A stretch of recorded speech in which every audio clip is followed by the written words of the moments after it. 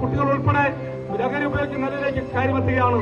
ലഹരി മാഫിയയ്ക്ക് ആ ലാഭമുണ്ടാക്കാൻ അത് കുട്ടികളാകട്ടെ, മുതിർന്നവരാകട്ടെ, സമൂഹമാകട്ടെ, ആരുമാകട്ടെ, തനിക്ക് ലാഭമുണ്ടാക്കണം, അത് തടിച്ചു കൊടുക്കണം. അതിലൂടെ ഈ സമൂഹത്തെ തകർക്കാനുള്ള ശ്രമമാണ് ലഹരി മാഫിയ ഇവിടെ നടത്തിക്കൊണ്ടിരിക്കുന്നത്.